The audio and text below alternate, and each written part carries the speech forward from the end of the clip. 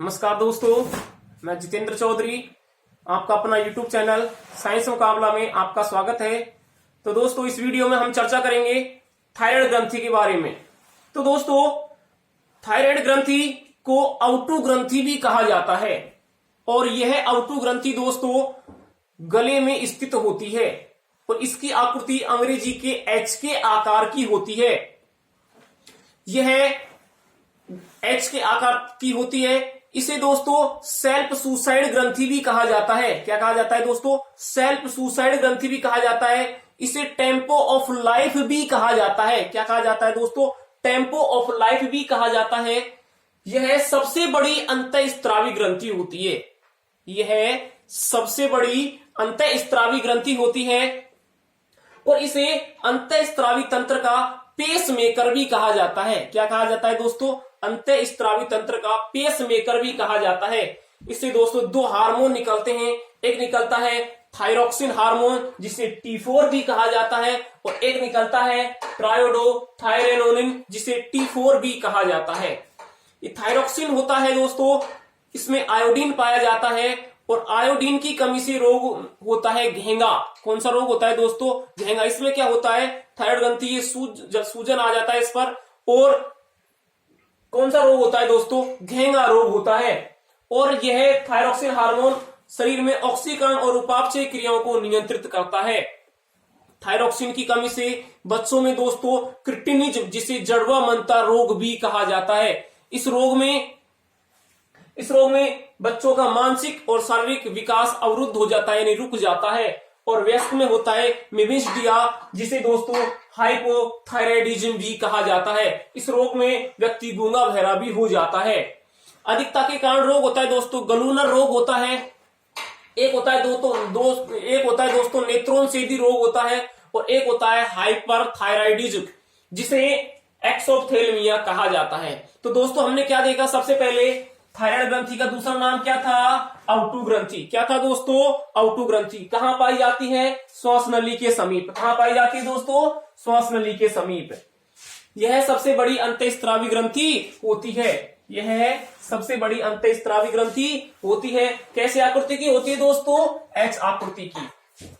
कैसे आकृति की होती है? एच आकृति की होती है। इसे सेल्फ सुसाइड ग्रंथि भी कहा जाता है। इसे सेल्फ सुसाइड ग्रंथि भी कहा जाता है। इसे टेम्पो ऑफ लाइफ ग्रंथि भी कहा जाता है और इसे क्या कहा जाता है दोस्तों? अंतःस्त्रावी तंत्र का पेसमेकर। क्या कहा जाता है? पेसमेकर। इस ग्रंथि से कितने हार्मोन निकलते हैं दोस्तों? दो हार्मोन। पहला कौन सा?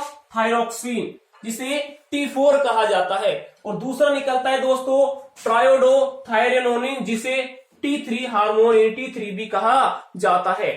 थायरोक्सिन हार्मोन होता है दोस्तों, इसमें क्या पाया जाता है? आयोडीन। क्या पाया जाता है दोस्तों? आयोडीन। और आयोडीन की कमी से कौन सा रोग होता है? घेंगा रोग।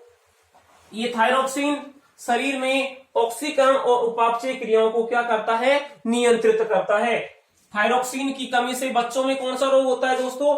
क्रिटिनिज्म जिसे जड़वा मनता रोग भी कहा जाता है और वयस्क में होता है मेविस्डिया जिसे हाइपोथायराइडिज्म भी कहा जाता है।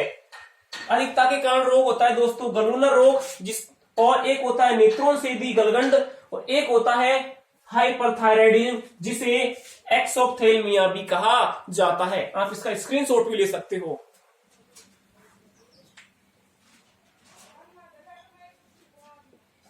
आगे दोस्तों हम बात करते हैं पैराथायराइड ग्रंथि के बारे में। ये तो हो गया दोस्तों थायराइड ग्रंथि के बारे में। अब हम बात करते हैं दोस्तों पैराथायराइड ग्रंथि के बारे में। पैराथायराइड ग्रंथि।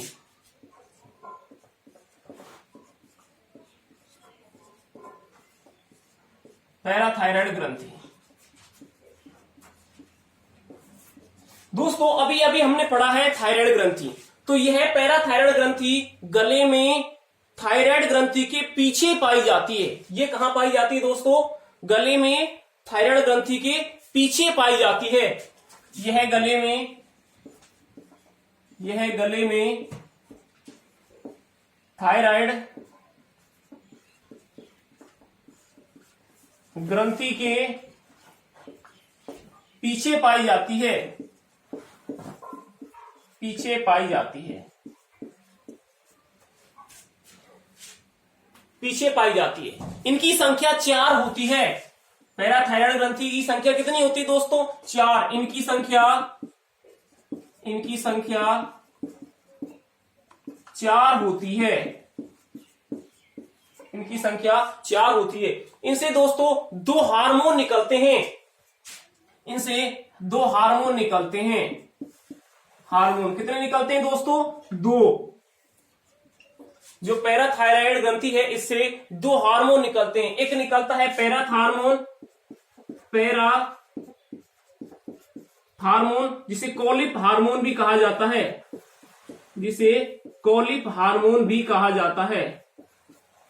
और एक निकलता है दोस्तों कैल्सिटोनिन, कैल्सिटोनिन। तो दोस्तों पैराथायराइड ग्रंथि से कितने हार्मोन निकलते हैं? 2। एक तो पैराथार्मोन जिसे कॉलिप हार्मोन कहा जाता है, और एक निकलता है दोस्तों कैल्सिटोनिन हार्मोन। ये पैराथार्मोन होता है, ये दोस्तों रक्त में कैल्शियम के स्तर को बढ़ाता है। यह है रक्त में कैल्शियम के स्तर को बढ़ाता है, मतलब विटामिन डी की तरह कार्य करता है। किसकी तरह दोस्तों?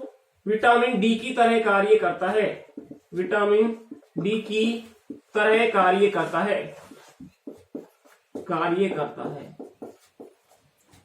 और कैल्सिटोनिन यह दोस्तों रक्त में कैल्शियम के स्तर को घटाता है, मतलब विटामिन डी की विपरीत कार्य करता है। यह रक्त में कैल्शियम के स्तर को घटाता है, मतलब विटामिन डी के विपरीत कार्य करता है,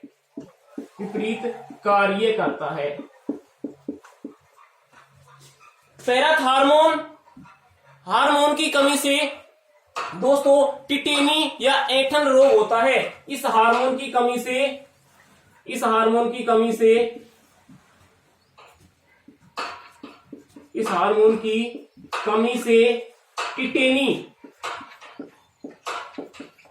टिटेनी रोग होता है। कौन सा रोग होता है दोस्तों? टिटेनी, या जिसे ऐंठन रोग भी कहा जाता है। तो दोस्तों थायराइड ग्रंथि ये कहां पाई जाती है? गले में, और थायराइड ग्रंथि के पीछे पाई जाती है। इनकी संख्या कितनी होती है दोस्तों? 4 होती है। पैराथायराइड ग्रंथि से 2 हार्मोन निकलते हैं। एक निकलता है दोस्तों कैल्सिटोनिन, और एक निकलता है पैराथार्मोन जिसे कॉलिप हार्मोन भी कहा जाता है। कैल्सिटोनिन यह रक्त में कैल्शियम के स्तर को घटाता है, मतलब विटामिन डी के विपरीत कार्य करता है। और पैराथार्मोन यह रक्त में कैल्शियम के स्तर को बढ़ाता है, मतलब विटामिन डी की तरह कार्य करता है। पैराथार्मोन हार्मोन की कमी से टिटेनी या ऐंठन रोग होता है। ये वेरी इंपॉर्टेंट क्वेश्चन है दोस्तों, काफी बार पूछ लिया गया है कि पैराथार्मोन हार्मोन की कमी से कौन सा रोग होता है दोस्तों? टिटेनी रोग होता है। इस वीडियो में इतना ही दोस्तों, धन्यवाद।